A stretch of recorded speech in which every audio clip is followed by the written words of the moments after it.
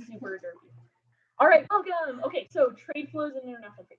Okay, so what do we call goods coming into a country? Shout it out. Imports. Okay, what do we call goods going out of a country? Exports. Awesome, cool.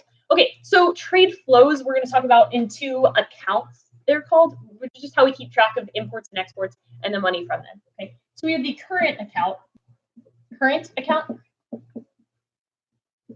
Okay. And the capital account. So leave a couple lines of space between them. Okay. And the capital account is sometimes called the financial account. So you might see that. Okay, so the current account is just net exports. Okay.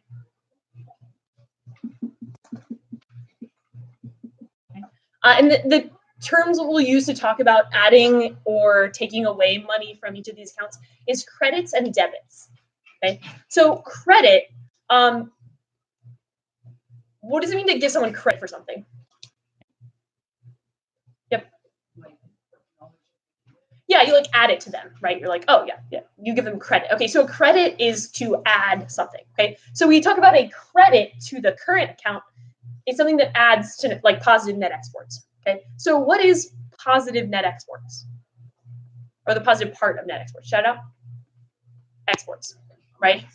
Net exports minus imports. The part we add is exports. Okay, good. So, right. So a credit is an export. Okay. So if an American company sold $10 million of products to people in another country, then that $10 million is a credit to the current account. Okay, that money is a credit to the current account. It's money that adds to the country's list of net exports. Okay, it's just an accounting thing. It doesn't really mean anything. It's just how we keep track of it. Okay, so exports are a credit to the current account. Okay, so what if an American buys a bunch of goods made in Mexico? How does that count for the current account? Shout it out. It's negative. Yeah, it's imports, it's negative. Okay, so we call this a debit to the current account. Okay. So imports cause a debit to the current account. Okay. Yeah, there's some other random stuff that's in the current account, like people sending gifts to people in other countries and stuff, but that's not really important. Main thing is net exports. Okay, so credits to the current account would be money flowing into the country from net exports, and then debits would be money flowing out of the country, right? So if we import goods, that's our money going out of the country. Again, that's not a problem, right? We're buying things that are important to us, right? But this is just how we keep track of it. Okay. In the U.S., we have a negative trade balance. Okay, so trade balance is exports minus imports. Okay, so trade balance. If your trade balance was 0, that would mean exports equal imports. Okay. We have what's called a trade deficit, which is where imports are bigger than exports.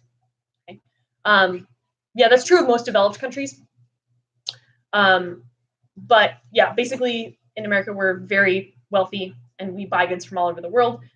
And so we're more interested in buying goods from people in other countries than they are buying from us because we're wealthier than they are for the most part. Okay, so it's not a problem, right? Just like you buying more from your grocery store than your grocery store buys from you is not a problem. Okay. Because here's the thing, right? Americans send a lot more money out into the world to buy products than comes back to the US to buy products. So there are dollars out in the world looking for somewhere to go.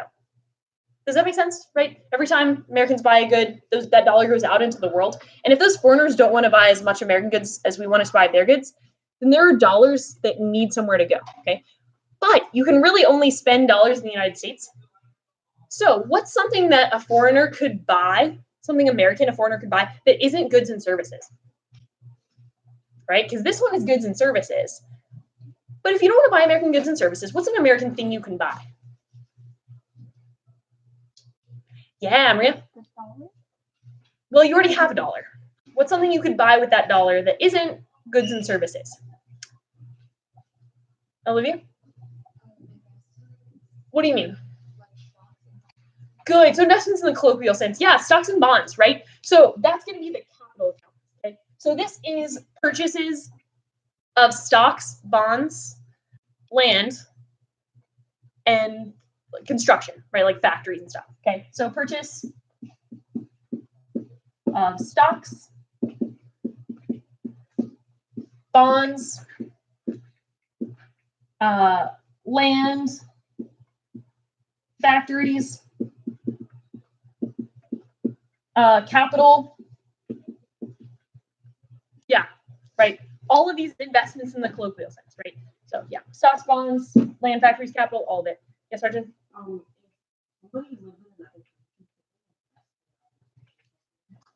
If someone lived in another country, could they invest in an American company? Absolutely, they could. In some countries, there are restrictions about that. As far as I know, there are no restrictions about that in America. Yeah, so your company could be, could have tons of foreign investors. I think that's totally fine. In fact, a lot of companies in America do, because a lot of foreigners have dollars that need a home, right? And so they're like, oh, well, I don't necessarily want to buy American goods, but I'll buy American stocks. Sure, that sounds like a good deal. Yeah, John?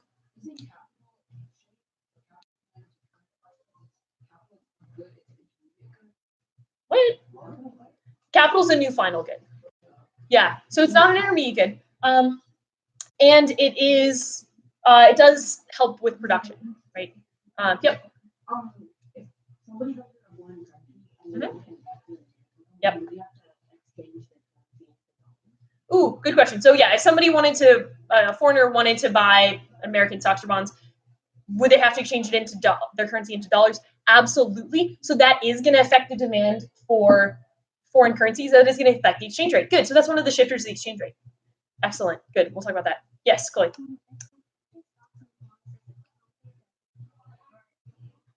Ooh, good. If they purchase stocks and bonds, does that cause it like a debit or a credit? Good. So we do have the debit credit thing for this also. Okay. So a debit would be. So again, it always matters which country you're talking about, right? But if we're talking about our country, what sort of thing could cause a debit to the American capital account? What could cause a debit to the American capital account?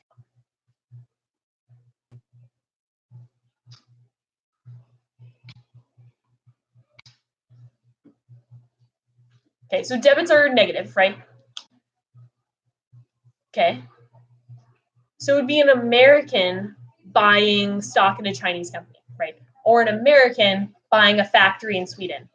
Or an American buying a piece of capital in Hong Kong. Right? Yep.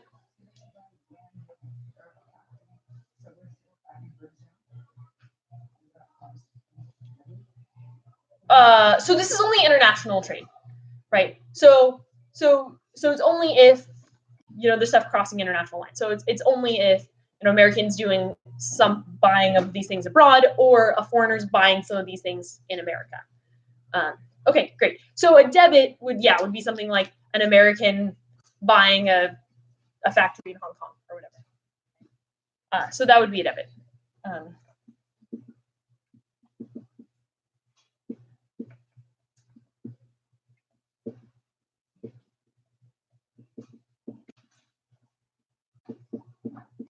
Right, and you think that is the money flows for the capital account are negative, right? They're going out. That money is going out of the country. Okay, again, that's not a bad thing, right? It's great if people are spending money on things that are important to them. Nathan? Yeah. Thanks, bud. All right. So what would be a credit to the American capital account? What would be a credit? Yeah, Abigail? By what stuff in America? Good. Yeah. Foreigners buy capital goods in America. That would be a credit to the U.S. Capital account. So credit, would be a foreigner, right, buying a factory in the U.S., right, or buying capital in the U.S., or buying a U.S. stock, right? Good. So because of our trade deficit, because we buy so much imports, there are tons of dollars out in the world that have to come back to buy something in the U.S., and a lot of it comes to buy stocks and bonds. So actually, this is part of the reason why the U.S. government can have such a gigantic debt, which we'll talk about soon. But because foreigners are looking for a place to put their dollars and something to buy, they're like, oh, I'll just buy U.S. government bonds, which is how the U.S. government borrows money. So actually, because of our trade deficit, the U.S. government can borrow money super cheaply, which is why it can have as big of a debt as it has without collapsing yet. Yeah, Sergeant.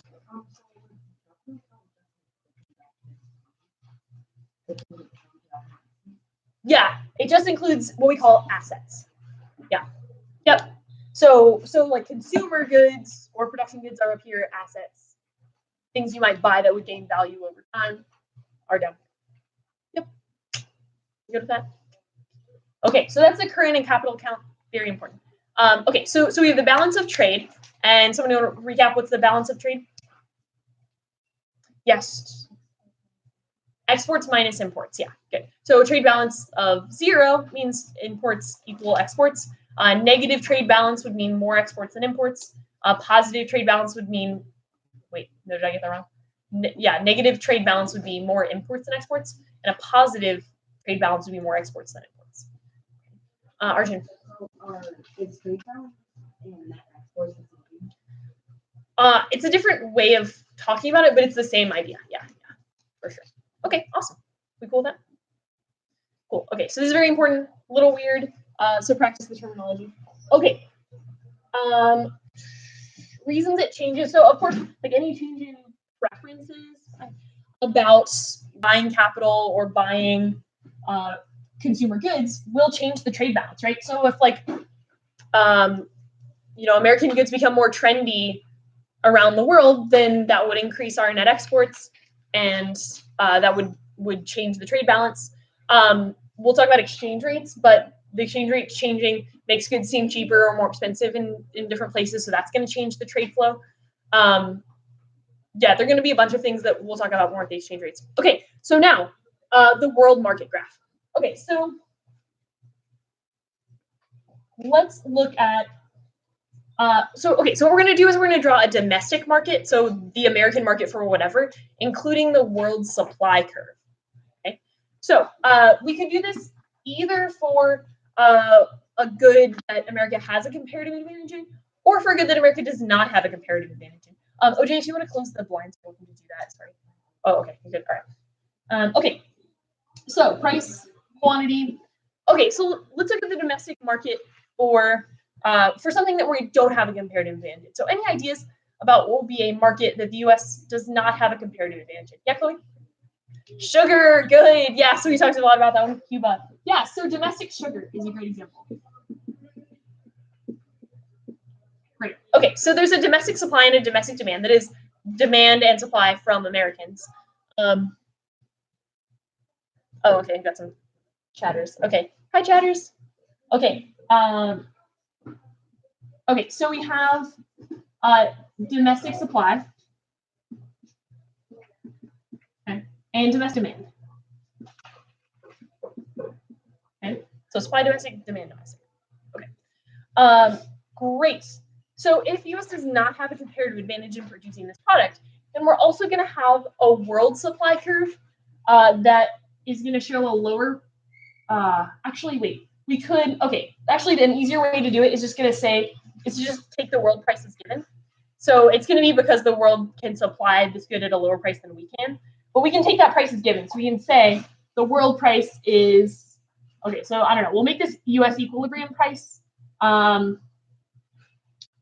don't know, $100 for a large increment of sugar. So $100 per increment of sugar, whatever it is. Okay. So this is our domestic price. Okay, so this is the equilibrium price for quantity supplied equals quantity demanded in the U.S. market if we have no international trade. Anybody know the word for an economy that has no international trade? They only do trade inside their country. Yeah, Arjun? Nope. Yes. Closed economy. Very nice. Good job. All right, a closed economy. Yes, a closed economy is one that has no international trade. Okay. An economy that does have international trade. Anybody want to guess what we call that one? Yeah, it's an open economy. Good job, team. You guys are so good at opposites. Yeah, an open economy, for sure. Okay, so if the U.S. or this country, whatever it is an open economy, then this is not the price that's going to prevail in this country. Okay? So if the world price is, say, I don't know, $80 per whatever increment this is, then the price, let me see if I can get the lights. Nope, never mind. Okay. glare. Okay, so all right, so you guys all have this drawn in your this is like quantity domestic equilibrium. Okay. Are you guys have this on your notes? Okay, so I would like you to indicate to me.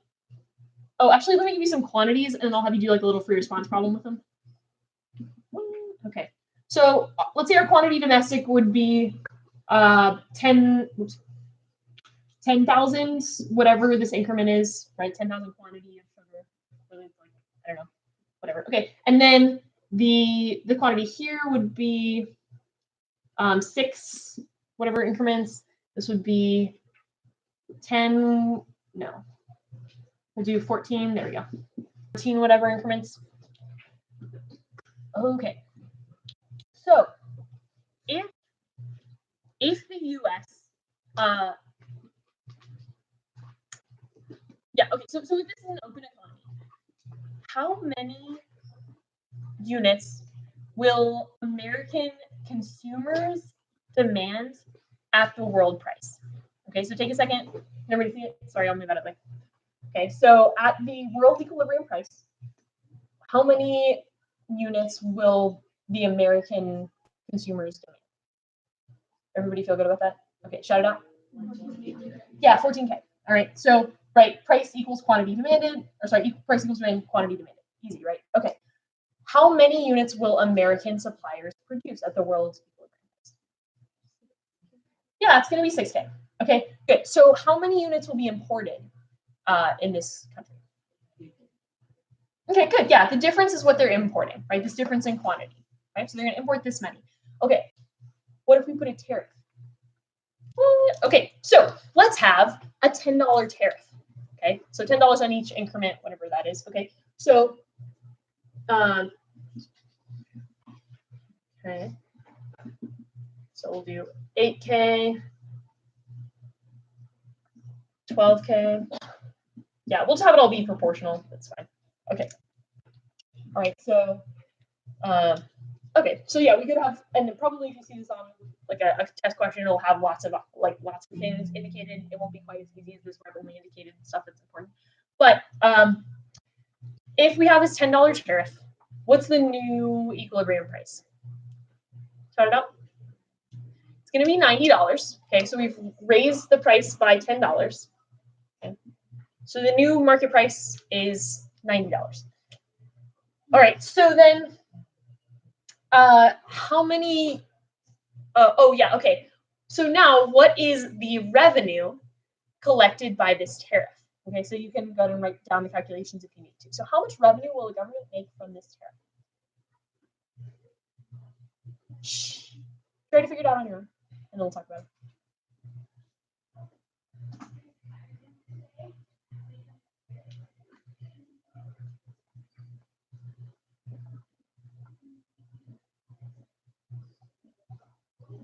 Shh, let it figure it out. Write it down.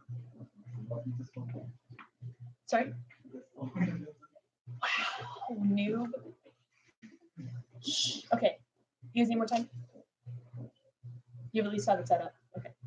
Okay, so somebody will explain how we're going to solve this to find the revenue collected by the government from this tariff. Depreciate, what do you think?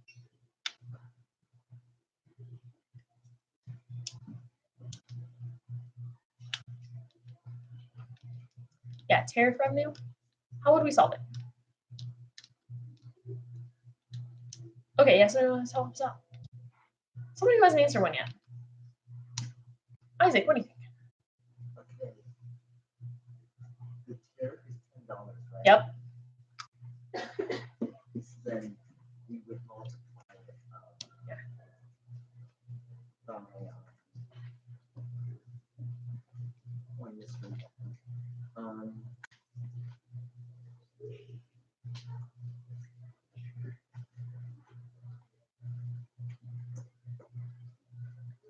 yeah, don't think about the quantity yet, but what quantity conceptually would you want to multiply it by to get tariff revenue?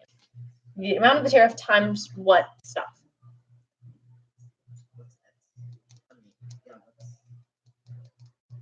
So it's a tariff. It's a tax on what? Bingo. So $10 times what sort of thing? The amount what?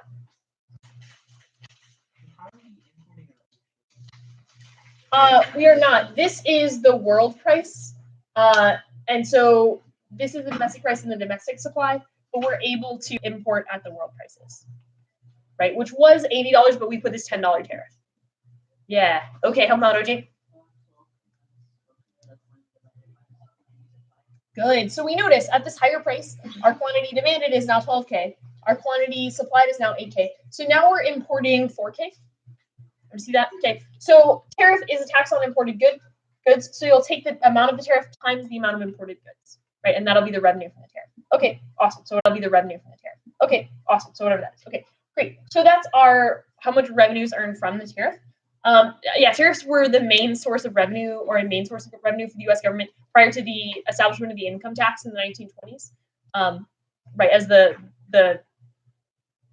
scope of government grew, they needed more money to support all these big administrative agencies, whereas the government was pretty sparse before that. They just funded it on tariffs.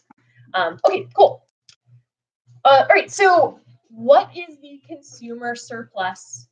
Oh no, let's do deadweight loss. What is the deadweight loss from this tariff? All right, so take a second, think really carefully about it. It's going to be pretty weird. Okay.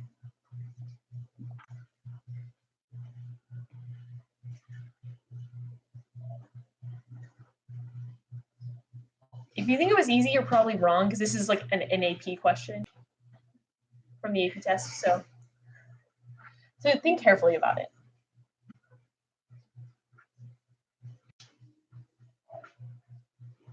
Okay, somebody want to explain how we find deadweight loss? How do we find deadweight loss? Samia.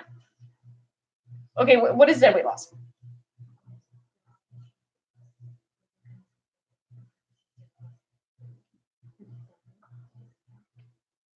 Close. You got it. It's like the lost money of like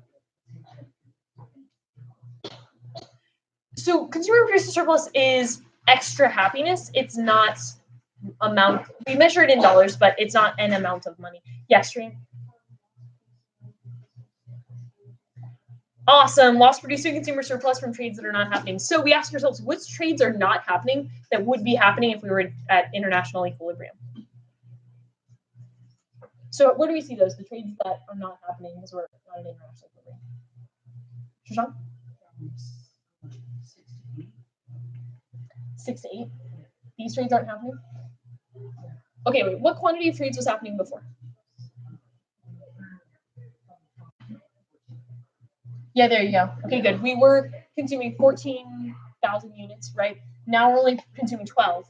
Okay, so this is your deadweight loss. Okay, cool with that? Okay. Although, actually, we probably lost producer and consumer surplus. Because we also, this is deadweight loss. This is the amount of the tax. Okay. So this is the revenue, this is the deadweight loss. So the thing about trade restrictions is that the amount of deadweight loss is not the same as the gains to the government or gains to the firms from higher revenue. The deadweight loss is always more than that. Okay? So the total loss to people is many multiples of the benefit to the people who gain. So that's why trade restrictions are extremely destructive. Okay? They make people a lot poorer on average. Yes. Nice, now you got it. Which one's the deadweight loss? This one. So this is the trades that would have happened. Now this is the new trades. All the consumer surplus from that is deadweight loss. This is the revenue gained by the tax. Okay. Cool. Yeah, if we wanted to find the indicate the producer surplus is easy. Let's do the consumer surplus. All right, Shunk thinks he knows. You got it. This one? Just like this bit? Okay, why that? because obviously they're running $100, but if the new price is $90. Yeah, no. So we're not helping out. Consumer surplus. Oh, and it kills on fire.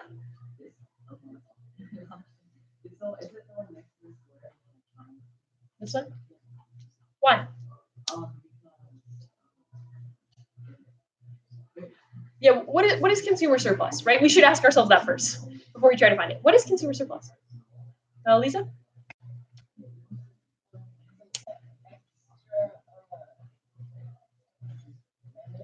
Yep. That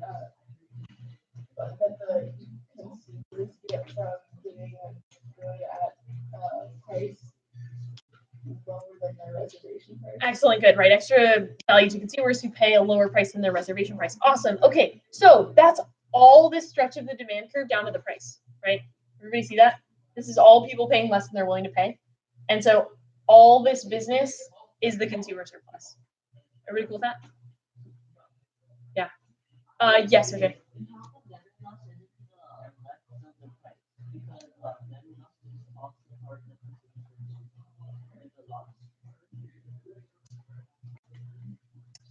Why it doesn't go all the way up to the demand curve, you're asking?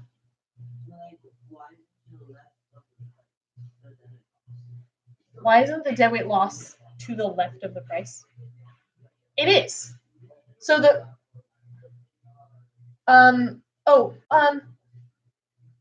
so the deadweight loss is a loss value from the trades that are not happening, right? The lost producer consumer surplus.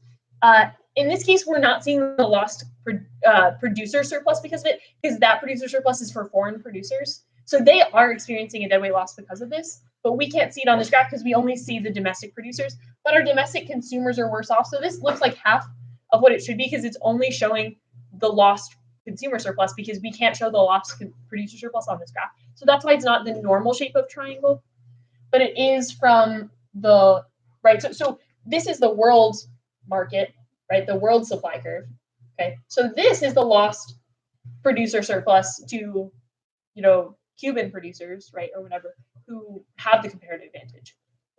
Yeah. Yep. Yeah, so it's demand curve down to the price and over, right? It's all the people who are paying less than they're willing to. Yeah. Yeah, this is only for Econ Challenge. Don't forget, Ashley, you're okay. Right.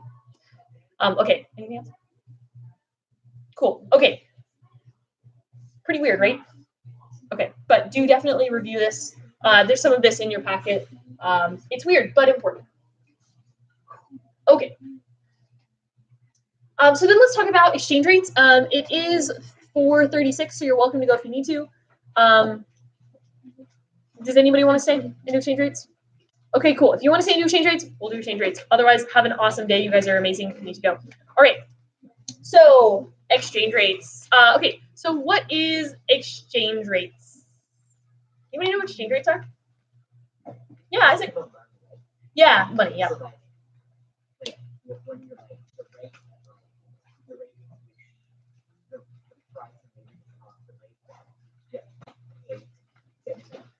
Good. It's the price of one currency in terms of another. So exchange rate is the price of one currency in terms of another.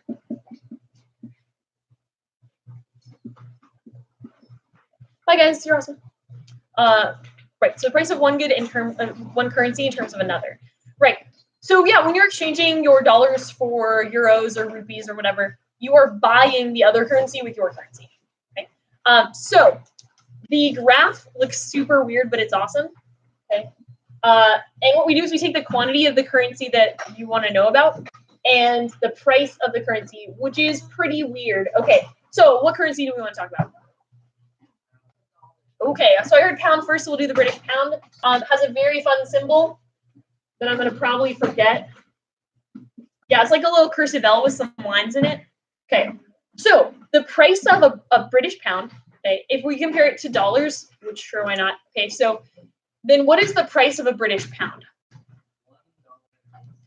How many dollars it takes to buy a pound, right? So the price of British pounds is dollars per pound. Okay, dollars per pound is the price of a currency. It's how much of the other currency it takes to buy this currency, right? To buy one of it. Okay, so yeah, the British pound is at present stronger than the US dollar. That is, you need more dollars to buy a pound than pounds to buy a dollar. Okay, but there's a supply and demand for British pounds and dollars. Okay, but we're talking about the pounds. Okay, so the terms that we use to talk about changing the value of currencies is appreciate and depreciate. Okay, so if currency appreciates, it gains value compared to the other one. Okay, and because currencies are not really like related to real things when you're comparing them this way, that all of these are relative things. So for one currency to appreciate, that means the currency you're comparing it to depreciated, it lost value. Okay, so appreciate is to gain value compared to the other currency. Okay, so if today you could buy a British pound for $1.30, but tomorrow you need $1.50 to buy a British pound, the British pound has appreciated and the dollar has depreciated, right? So now your dollar doesn't buy as many pounds and your pound buys more dollars. Okay, it's always a reciprocal thing because there's nothing real you're comparing it to. It's just one buying the other. Okay, so depreciate is to lose value, right? So if today you could buy a British pound for $1.30 and tomorrow it only costs $1 to buy a pound, and the pound depreciated compared to the dollar. Yep. Aren't all currencies backed by the dollar? Sort of. In what sense? What do you mean?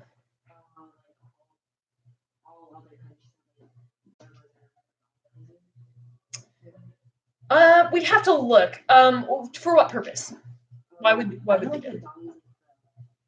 It is, yeah, it is the world reserve currency. So an international bank or government might keep dollars in like for doing international exchanges, right? If that's the currency that's usually used in international trades, and it is, right? Just like a lot of people who do international business know how to speak English because that's the most commonly spoken language in the world. So yes, but the yeah, so I guess there might be some demand for dollars that's just for its use in international trade. But yes, I don't know that though that they back their currency with dollars. I think that's pretty rare. A few countries do it only because their currencies are really unstable. It's the only way to get people to trust it is to tie it to something that's pretty safe, like dollars. But we'll talk about Venezuela in class this week. So, okay, so if so supply of a currency. So who are suppliers of British pounds in the world market? Right? Who sends British pounds out into the world? What are these people? What are they? Shashank. Why? Why would they send pounds out into the world? Right? Or that is to say, why would they exchange their pounds for dollars? Right? Suppliers are people who have pounds and want dollars. Right? Yeah, would you? Okay, why British foreigners?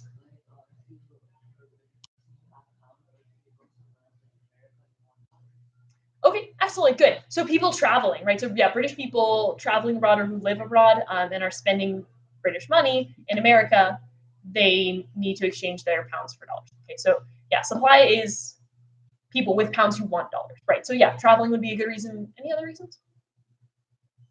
Yes. Yeah, a British person who wants to buy an American good, right, has to convert their pound into dollars, and so they are supplying British pounds to the world market. Okay, cool. And who? Yeah.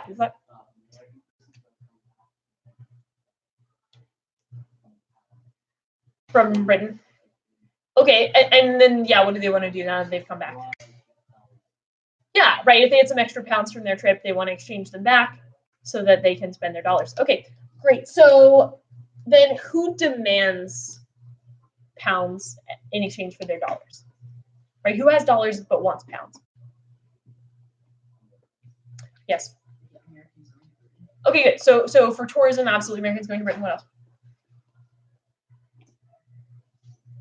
Yep. Americans want to buy British goods. Great. Good. So those are two of the groups that we've gotten on both sides, but there are a couple other groups that we want that are interested in changing. Yeah. Buy a pound, or you can buy $1 with a pound, and then it goes up.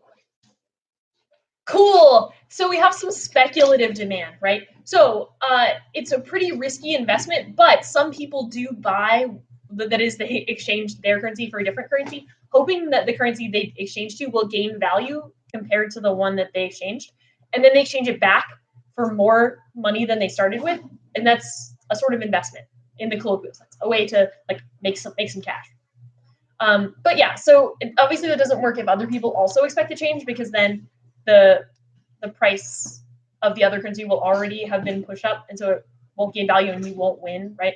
But yeah, if you're like, yeah, you know what, I'm betting that the rupee is going to gain value this year compared to the dollar, right? Strong year for the rupee, and so you're like, yeah, I'm going to exchange a bunch of my dollars for rupees. And if it works out and you did guess correctly, and the value of the rupee increases compared to the dollar, right? So if the rupee goes from being 40 rupees to a dollar to 30 rupees to the dollar, then you can change it back to dollars and have more dollars than you started with.